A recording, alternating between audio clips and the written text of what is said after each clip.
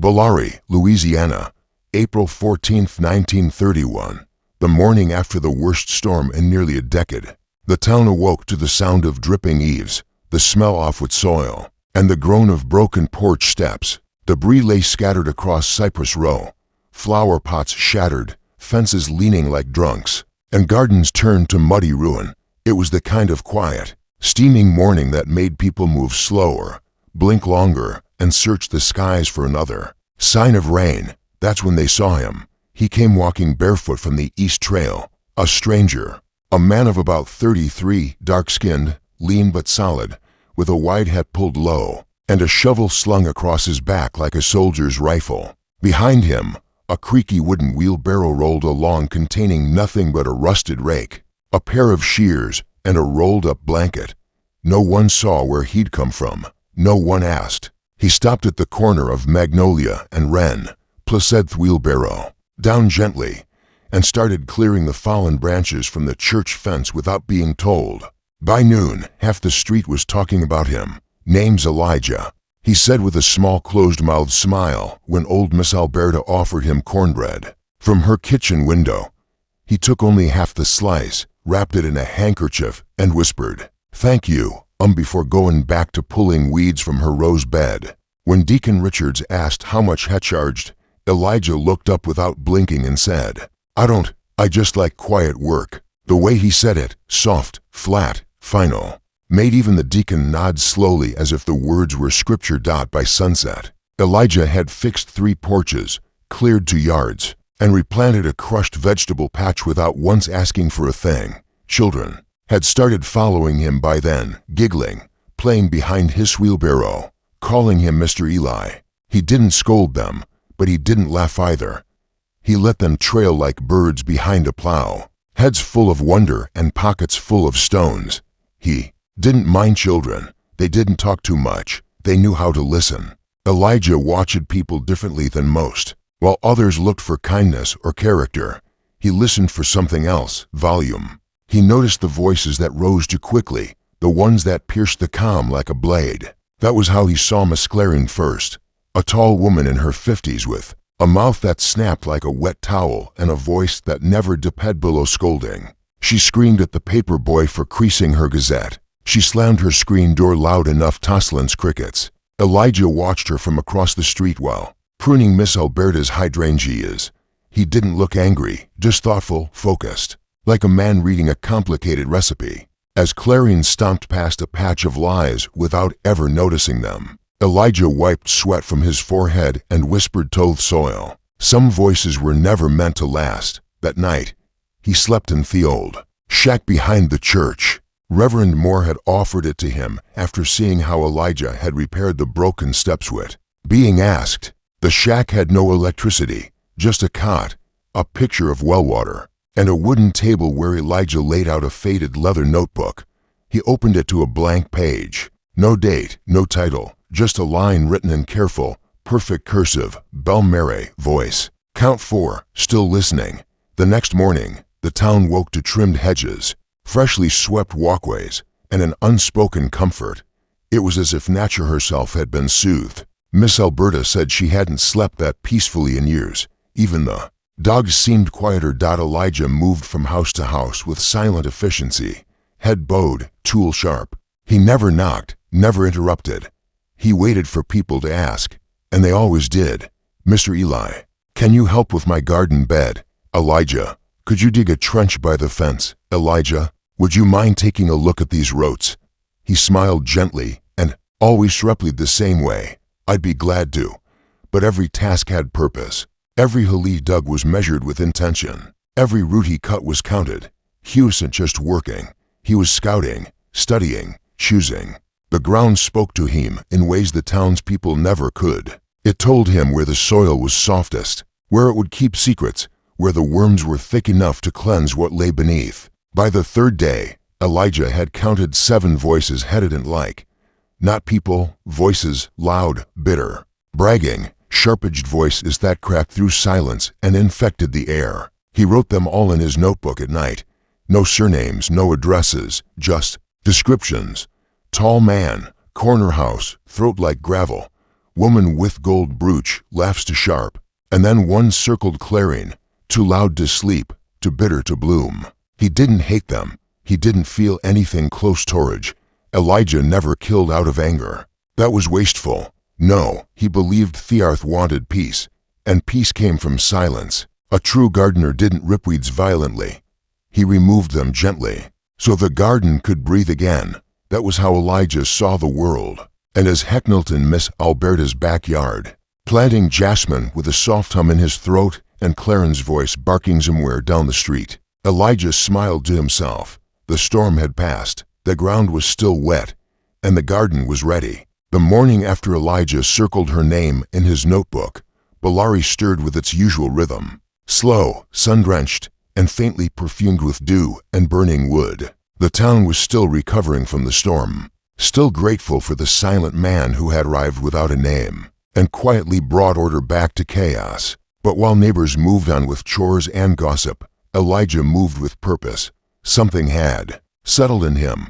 Miss Claren Dupray's voice had burrowed into his head like a swarm of hornets, and no amount of soft humming could drive it out. She had yelled again that morning, loud enough to rattle her neighbor's window. Yelled at a girl who dropped a jar, yelled at the cat for me, yelled at the wind for blowing her clean linen into the dirt. Elijah heard it all from across the street. While sweeping the church steps, she didn't know he was listening, but he always was. Elijah did not believe in anger. Anger was noise. Anger was fast. What he did required stillness. It required attention. So while others might respond with fury, he responded with silence. He studied Miss Claren's house from a distance that day. Not the woman herself, not yet, but the soil. He waited until dusk, when the humidity curled around his body like a second skin, and slipped behind the alley beside her yard, moving like fog. Headed trespass. He observed. He watched where the shadows fell longest, where the weeds clung to the fence, where the sun barely kissed the ground. He paced the edge of her back fence like actographer sketching a map, noting which corner dipped lower, where the roots broke easily, where the soil smelled with decay. He chose the far left corner, just past the rain barrel, beside the rusted bird bath she hadn't used in years. It was shaded, forgotten, and perfectly aligned with her kitchen window, but just far enough to escape her view. It would do. Elijah returned that night with his shovel and his small sack of compost. Not much, just enough. He didn't need lanterns or light. Hishins knew the movements. He wore no gloves. The earth welcomed bare skin. Head dug slowly, not like a man in a hurry, but like someone coaxing the ground to tell him a secret. The shovel slid in smooth and deep, the blade whispering with each plunge. No resistance, no protest. It was, as he liked to say, soft ground. Every garden needs a bed, he whispered, smoothing the rim of the hole with his hand. You can't rush good planting. With each layer hair removed, he lined the base with bits of mulch, not the sharp kind from lumber yards, but his own mixture. Dreed leaves, ashes, coffee grinds, and crushed petals. The scent was strangely warm, faintly sweet. He believed it soothed the transition. Elijah didn't just bury his chosen. He cradled them. He believed in softness, respect, surrender. The louder someone had lived, the more gentle their ending needed to be. Otherwise, the roots would choke. Otherwise, the flowers would burn at the tips. By midnight, the hole was ready, waist deep, wide enough for a curled body, deep enough to disappear. He sat beside it for a moment, breathing through his nose, listening not for sounds, but for stillness. Fear in that yard no longer vibrated with Miss Claren's barked orders. It was silent. Even the wind had grown quiet. Elijah closed his eyes and imagined the bed filled not with flesh, but with peace, with final breath held beneath damp soil, with the silence he loved more than anything on earth. He returned the next morning with a new task from the deacon, clearing vines from the cemetery gate. He accepted it gladly, but his eyes drifted to Miss Claren's house, often where her voice still punctured the air like needles, shyed at the boy delivering milk, yelled at the hens, slammed her shutter shard enough to shake the tin roof. Elijah heard it all, but now it didn't irritate him. It didn't crawl under his skin. Now it sounded like the last ticks off a clock. Winding down, after the gate was cleared and the deacon thanked him, Elijah returned to his shack. He changed into clean clothes, folded his work shirt with the precision of a soldier, and boiled water for tea, not for himself, for her. She would need to be relaxed. Her body deserved to rest without violence. He selected a special blend, chamomile, honey, valerian root, and just enough tincture to drift her into sleep before the last sip. He tasted it himself to ensure it was smooth, not bitter. Bitterness ruined everything. That evening, just before dusk, Elijah passed by her house with his wheelbarrow. Miss Claring predictably was outside trying to drag a rotted trellis away from her garden bed. It caught on a root. She cursed loudly. "You," she said, pointing at him with 2 fingers. "Elijah, or whatever your name is, you want work. Help me with this damn thing." He smiled, nodding gently. "I'd be glad to." She led him around back, griping about the storm damage, about useless boys who didn't show up to help, about the cat that scratched her curtains. He nodded, answering only when required. Then, with perfect timing, he offered her the tea.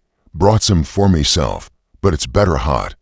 Helps with the heat." She took it without thanking him, sipped, then sipped again. He moved to the trellis, pretending to fight with Root while she muttered and sat in her chair. By the time he turned back around, her glass was empty, and her body was slowly sliding into sleep. Her hand trembled on the armrest, her lips still, parted as if to yell one final compliment, but no sound came. Elijah crouched in front of her, watched, waited. Her breath slowed, then evened out.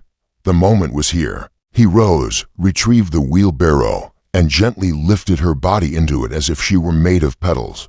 Not dead yet, but closed now. The tincture would keep her quiet, her body limp, her breath slow. He wheeled her to the bed he had prepared. The soil welcomed her.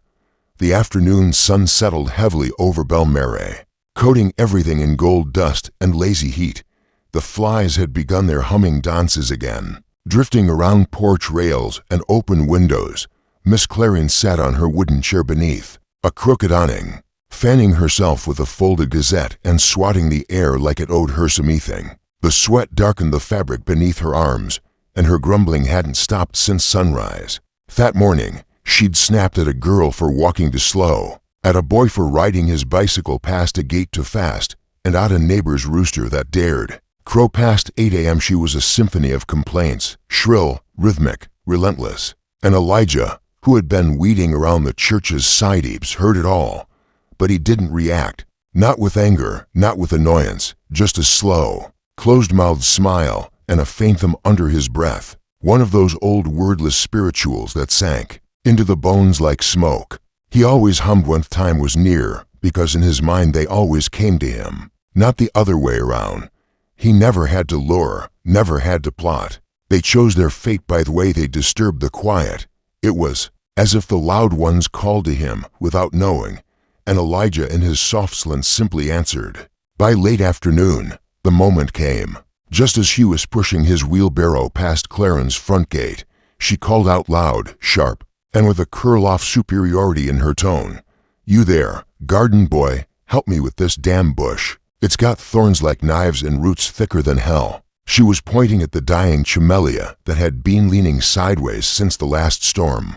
Her voice stabbed through the air like a crowbar in a stained glass window. Elijah stopped. He didn't flinch, didn't look up immediately. He simply turned his eyes toward her porch and met her gaze with that same still expression. "I'd be glad to," he said softly, almost reverently. She gestured with her hand, a dismissive flick, and pulled herself up from her seat, wobbling slightly on one foot. "About time someone did something useful around here." He followed her around the side of the house where the garden had become tangled in neglect. The trellis had collapsed, vines had wrapped themselves like old hands around the frame, and the camellia bush looked like it had fought a war and lost. Elijah took it insolently, already imagining which angle she would fall from, how the dirt would embrace her. But there was a step before that. There was always a step before that. As Claren began pointing out where to dig, her voice droning like a cracked photograph, Elijah reached into the cloth satchel at the bottom of his wheelbarrow and removed a small thermos and a tin cup. He poured carefully, never letting it splash. The liquid was a deep amber, fragrant and mild. chamomile and valerian root for drowsiness, honey for warmth, and justinau tincture, measured by a wooden dropper, never metal, to hush the nerves without stopping the breath too soon. Brought some tea with me, he said casually, without facing her. Been working all day. Keeps the heat from getting in your head. She turned around with a skeptical glance. Is it sweet? Yes, she took the cup with little hesitation and sat back on the porch chair she dragged into the shade earlier. She sipped, grunted, then took another sip. Could use a touch more sugar, she muttered, but the third sip came quicker, and the fourth. Elijah turned his back to her, kneeling beside a bush and pretending to wrestle with a stubborn root. He didn't look, didn't need to. The rhythm was always the same. First came the sigh, then the slackening grip on the cup, then the dull-eyed stare into nothing. He knew the exact minute it began to work, when her voice stopped mid-sentence. That was the moment silence bloomed. She mumbled something incoherent, the cup slipping from her hand and bouncing gently onto the porch floor. Elijah turned then, slowly rising to his feet. She was slumped slightly in the chair, eyes fluttering like leaves caught in a slow wind, lips parted. Her breath had not stopped. It had only slowed, softened. He walked to her gently, kneeling beside the chair as if tending to an altar. One hand reached up and wiped the sweat from her brow with his own rag. The other adjusted her head, so it rested more comfortably against the chair's back. For a moment, he simply watched her breathe. Long, shallow pools of air, the rattling engine of her voice finally winding down. He leaned in close and whispered in her ear, not as a threat, but as a farewell. Let the flowers speak for you now.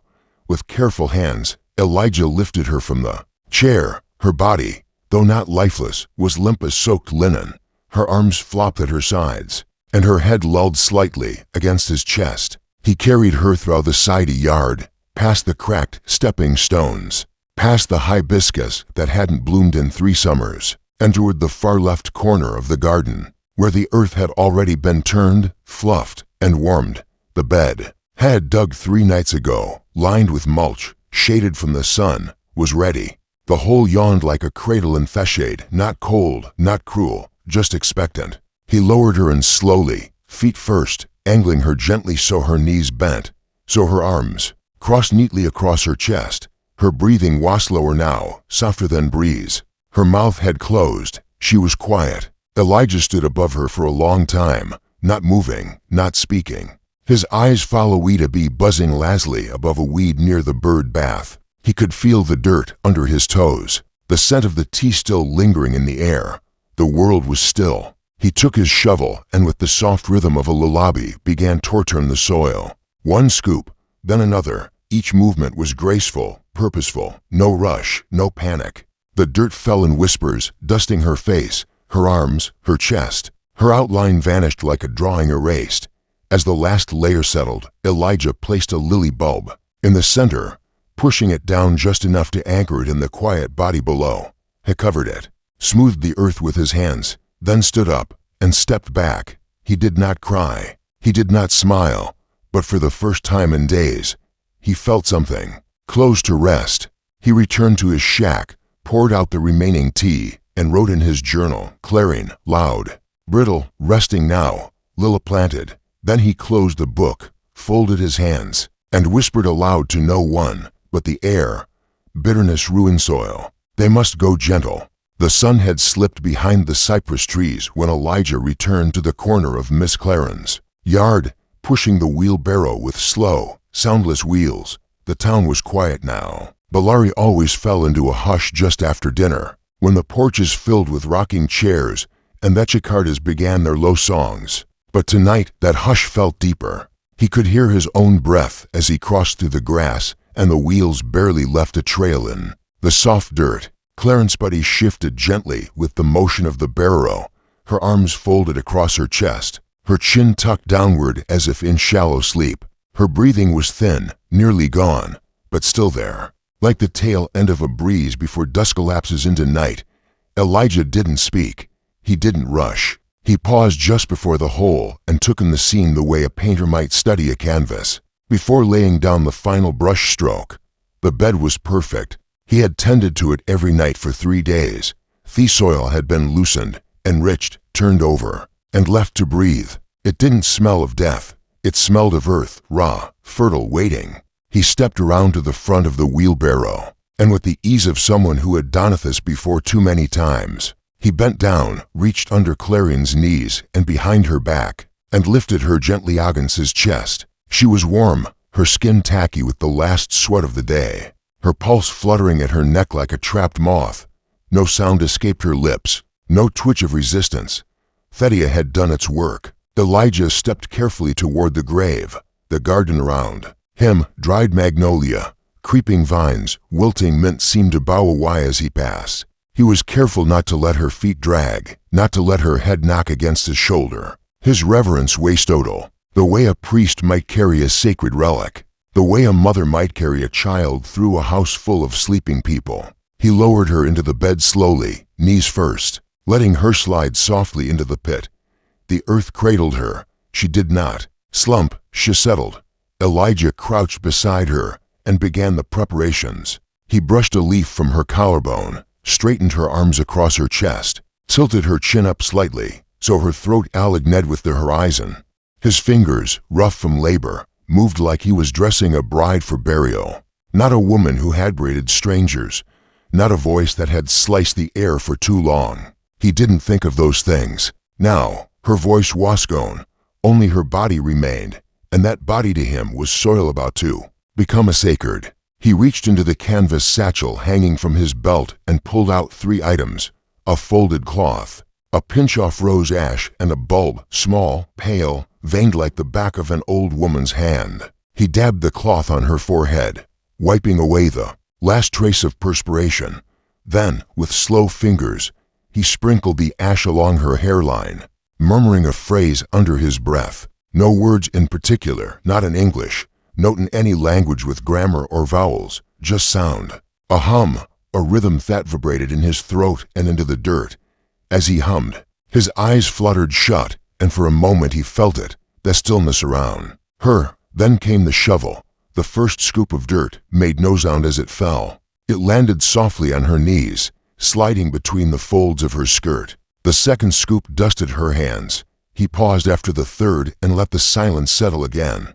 One shovel, one hum, another shovel, another breath. Each motion was deliberate. Each breath she took was quieter than the last. The earth began to claim her, not in violence, but like an embrace. Her chest rose and fell so faintly now, it could have been mistaken for the twitch of a leaf in wind. By the time he reached her collarbone, she had stopped moving. Elijah did not react.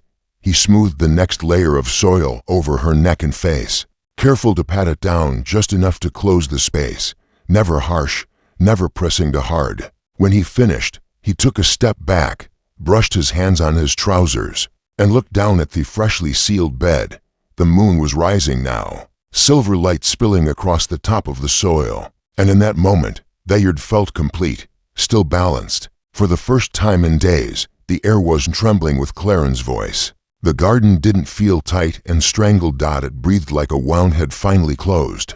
Elijah sat cross-legged beside his grave, arms resting on his knees, not in mourning, not in exhaustion, but in quiet reverence, like he was waiting to hear something only he could understand. He didn't light a candle, he didn't pray, he didn't cry. He simply watched the soil as if expecting something to rise.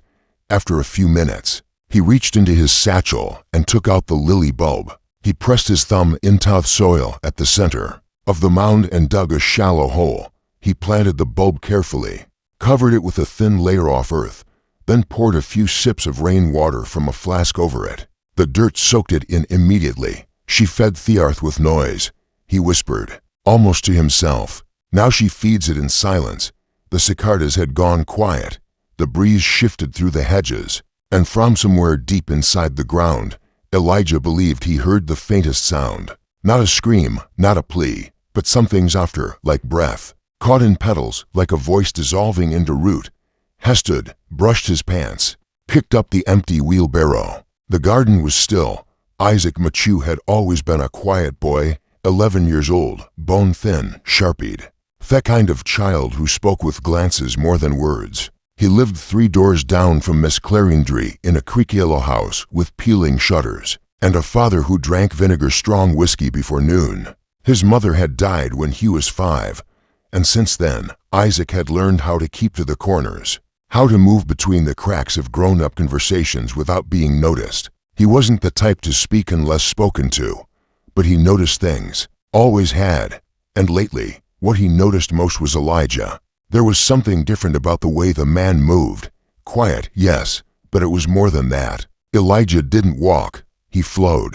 His steps never seemed dull and fully on the ground, like he was always gliding just above the earth's breath.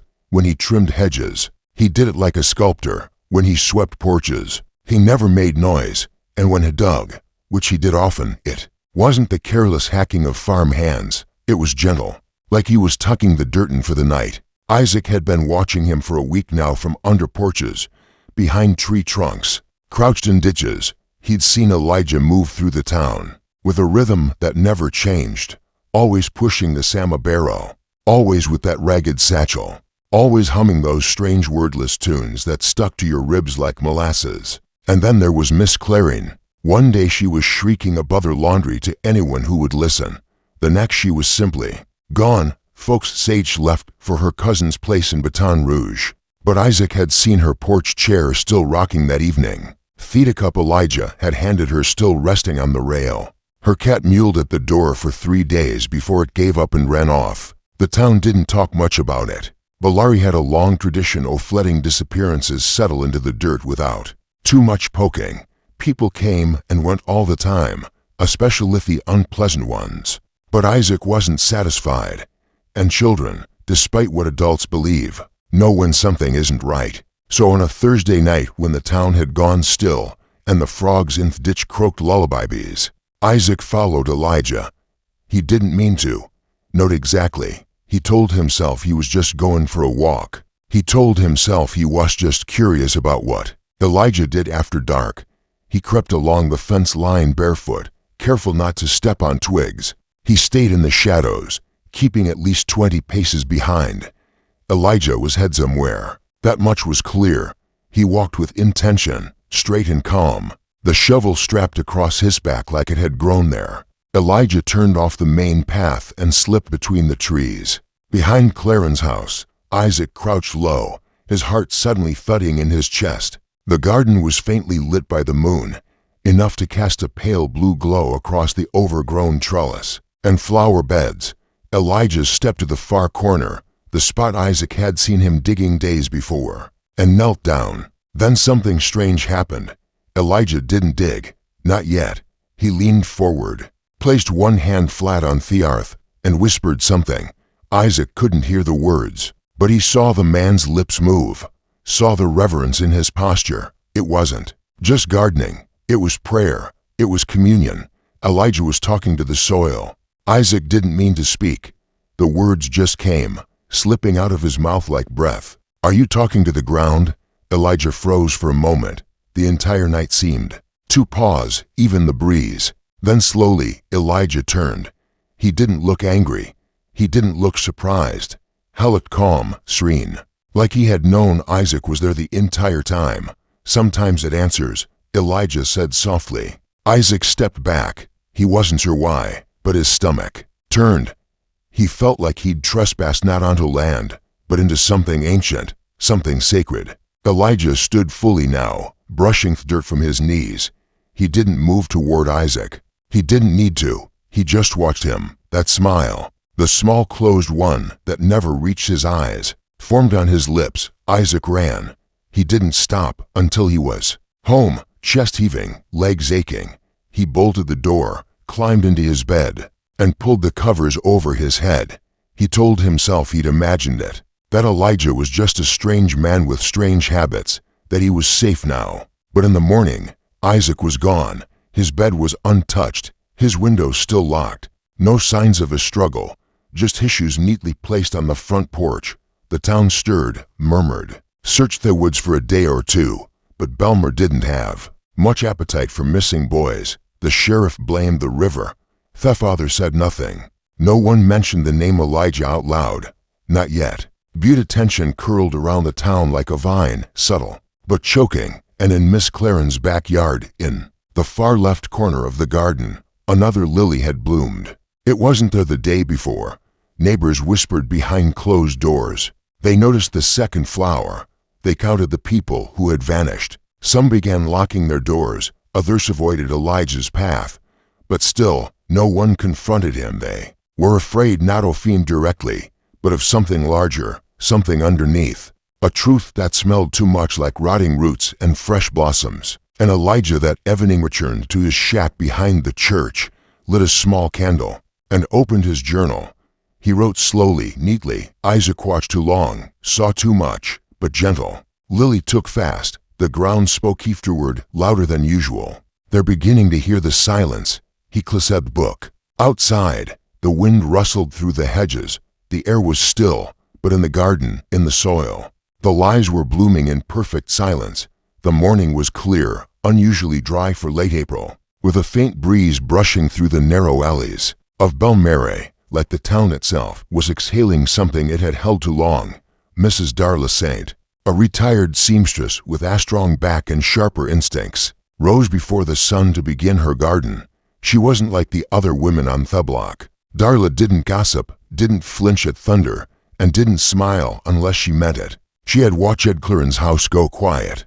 She had watched the lily bloom in her backyard without ever seeing Claren return.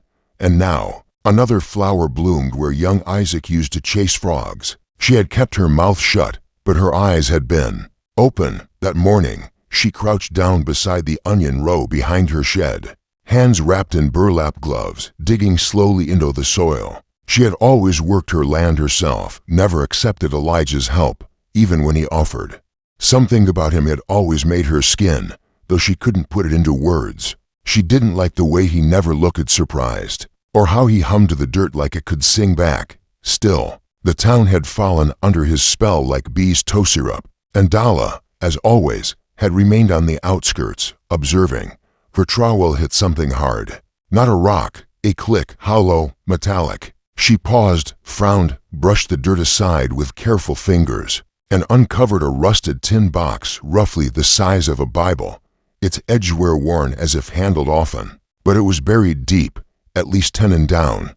She didn't remember placing anything there. No one but her worked this soil. She wiped the surface with her glove, heart thumping slow and heavy. The lid creaked as she pried it open. Inside lay a folded scrap of burlap cloth, and tucked beneath it a slim black leather-bound journal, well-kept, the kind a banker or undertaker might carry. She pulled it out with fingers that now trembled. The first page was blank, Thescan too, but by the third the handwriting began, sharp, perfect cursive, not rushed, but measured, like someone who understood the weight of words. At first, it looked like a list. No dates, no locations, just names and comments beside them. Regis, stubborn, needed softening, took longer to go under. Isaac watched too long. Too young to bury, but too loud to leave. Claring proud voice, Lily bloomed fast. Silence settled quickly. Mrs. Dar's hand froze. Her mouth went dry. She flipped further. Each page held only a few entries, but every name, every line was someone from the neighborhood. Some had disappeared. Others were still around, but all had one thing in common. They had been loud. Darla remembered Regis yelling at his wife through the window. Isaac whistling and singing in the alley. Claren. Well, everyone remembered Claren. She turned to the last page, and there it was, written in the same precise hand and ink that looked more recent than the rest. Darla, not yet. But if she yells again, her heart stopped. The journal fell from her fingers into her lap, for the first time in years. Her breath caught in her throat like a stone. She looked toward the back fence. Nothing but a few squash vines, and Elijah's footprints still fresh in the morning dew. He had passed through not 20 minutes earlier, smiling with his usual nod, raking the street without a sound. That was the moment Mrs. Darla St. C. made a decision. She didn't panic. She didn't scream. She quietly gathered the journal, read the tin box, not where she found it, but deeper near the roots of her orange tree, and returned to the house, shut the door, pulled her curtains, and began to pack. She didn't leave a note. She didn't tell the sheriff. Sheck knew better. Some towns didn't need evidence to justify silence. Some evil, she believed, grew best when disturbed, and she had disturbed it. By nightfall, her house was dark, gone, and in the morning, Elijah stood on the edge of her now empty yard, rake in hand, watching the soil near the orange tree with unreadable eyes. He did not knock. He did not call her name. He simply stared for a long time, long enough to know something had shifted. Then he turned slowly and walked away. That same week, 3 more neighbors noticed strange things. Mrs. Lucia, who had always thought Elijah was such a nice young man, suddenly realized she couldn't recall seeing him. And Clarion in the same frame. Mr. Fulton swore he'd heard a voice under the lies when he bent to water his beaners, like a sigh, deep and muffled, coming from under the soil. And town barber, who never said much, mentioned at the bar one night that he'd seen Elijah digging in the same yard 3 nights in a row, even though the garden was already finished. The whispers began not out loud, not during the day, but behind closed doors, beneath porch lights, under breath. A woman gone, a boy vanished, another Lily, then another, always in yards he'd worked, always in places where the noise had been thickest. The coincidence began to stretch too thin to hold, but by then Elijah was already cleaning another street, another fence, another patch of dry earth. He moved slower, now more carefully, but not because he feared. He never feared. He adjusted. He pruned his routine, cut away the risks. After all, every garden gets overgrown. Every hand slips, every root breaks something eventually. That night, he opened his notebook and paused longer than usual before writing. The page remained blank for several minutes as he stared at it under candlelight, listening not to the street, but to the ground. Finally, he wrote, Darla, gone. Noise deferred. Must replant elsewhere. Cracks above. Still quiet below. Control slipping. Must return to rhythm. He closed the book and set the candle. Outside few and rattled the trees, and beneath the orange tree in Mrs. Dalla's abandoned yard, something pulsed in the roots. Waiting. The wind that carried into Bellary that morning was cold, unnaturally so. It snuck through cracks in windows, and under doors, curling around ankles like something alive. It was the kind of wind that made old men sit forward in their chairs and mothers hush their children. For no reason at all, something was shifting in the bones of the town. Something rotten was rising. By the time the sheriff's men arrived, word had already spread. Mrs. Dalla was gone. No explanation. Just an empty house with one open drawer and a still warm cup of coffee on the table. That was enough for Sheriff Guillaume. He didn't like Dalla, but he respected her, and she wasn't the type to run. Not without saying a word.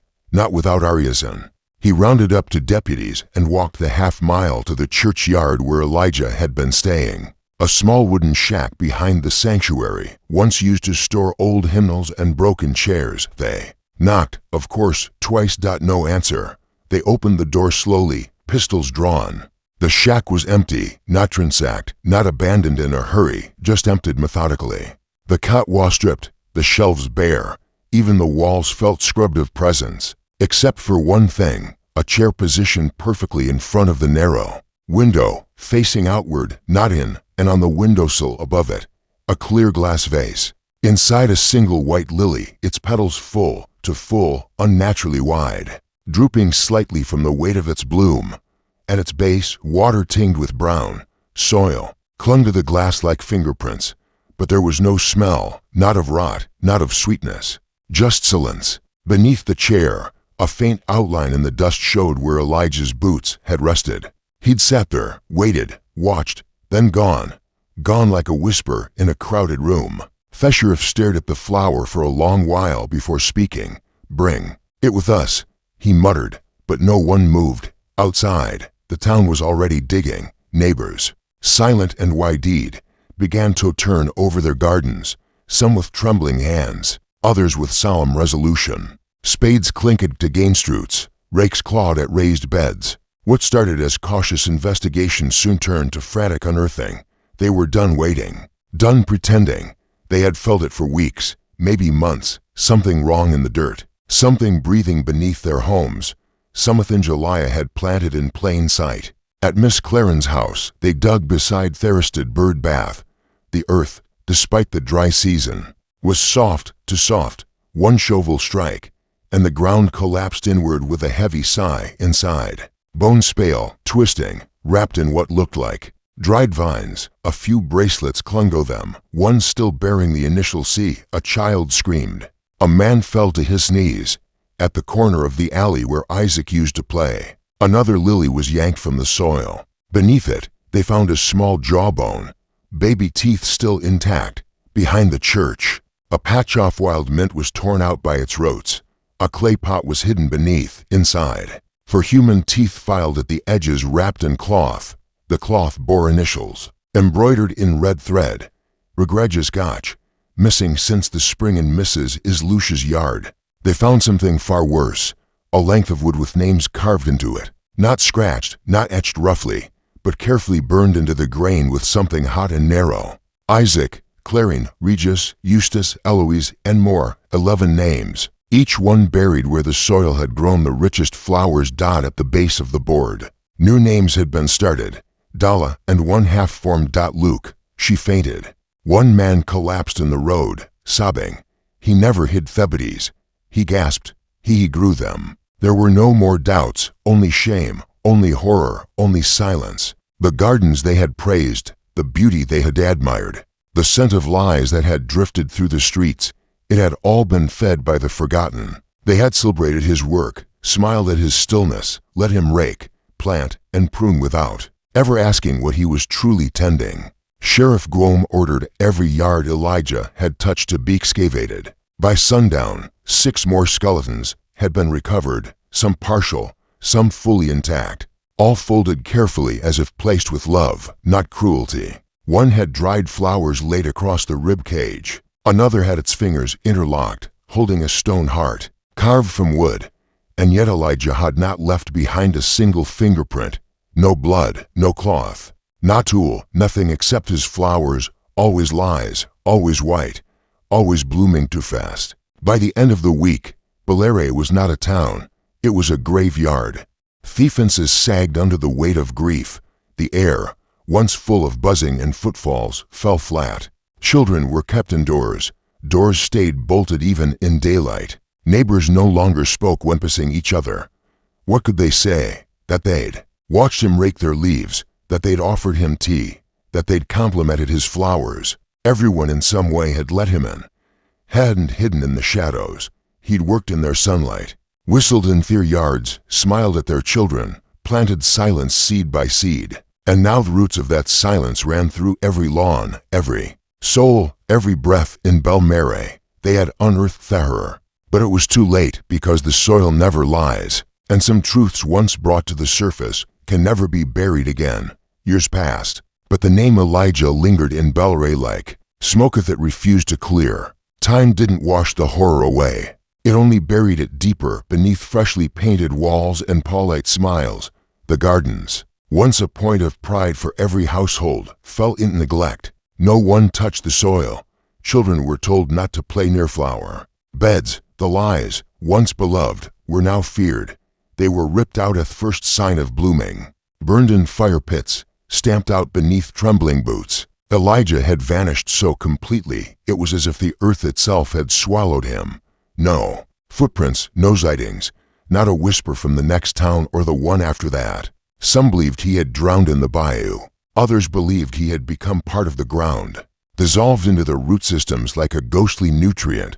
Whatever the truth was, no one dared say his name in full anymore. Peel preferred to him only in fragments. The garden man, the quiet one, the planter. Still, stories grew like weeds in towns across the South. Strange things began to happen. A family in Lafayette woke one morning to find 5 lies blooming in a circle, where the father had been digging a drainage line the week before. He swore he hadn't planted anything that same week. He lost his voice completely. Doctors could find no cause. The flowers were gone by the next morning, disappeared without a trace.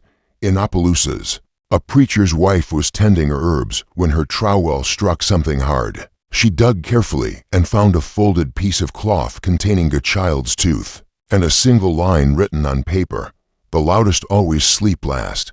She moved away that weekend, leaving her house, her congregation, and everything she'd ever known. Then came the incident in Arnorville, the one that cemented Elijah's legacy into whispered folklore. Francine LeBlanc was a widow in her 60s, lived alone in a faded white cottage on a dead-end street. She kept a tidy home, didn't bother her neighbors, and hadn't gardened in over 3 years. One morning, just after dawn, she stepped out to find a single white lily growing in the center of her yard. It hadn't been there the day before.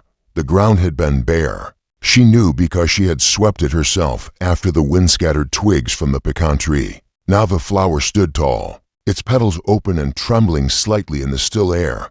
Her dog Molo refused to step outside. He barked, then whimpered, then lay flat against the doorframe, eyes fixed on the bloom. When Francine walked closer, her skin prickled. The ground beneath the lily felt wrong. Not just moist, not just fresh warm, like something living pulsed just under the topsoil. She packed her bag within the hour, took Molo, left a single note for the neighbor: don't touch it, don't talk about it, just leave. She never came back. After that, fear took root not just in Bellari but everywhere Elijah had ever touched. Stories from Bayouteche, from Nachos, from the fringes of Baton Rouge. Tales of flowers blooming where no flowers hold, of tools found rusted and humming faintly when touched. People stopped gardening altogether in some towns. Churches banned lies. From weddings, children learned new nursery rhymes that ended with lines like, "If you hear a hum in the garden, don't stay, just run." But no one ever saw him again, not clearly, though some swore they had. In humor, a woman claimed she saw a man with a rake and a wheelbarrow tending to the grass near an abandoned school. When she blinked, he was gone, but a patch of wild white. Lies had sprung up overnight in Iberia Parish. Amon mowing his lawn said he passed a stranger kneeling beside his olives. The man looked up, smiled politely, and said, "You have such peaceful soil." The homeowner blinked, and the man was gnawing her there, but the mower's engine wouldn't restart. And he found something cold and smooth under the roots, a ceramic tooth marked with the letter C. No town wanted to claim him. No town wanted to be next, so they passed the story from place to place. A caution, a curse, a truth. He didn't kill to destroy.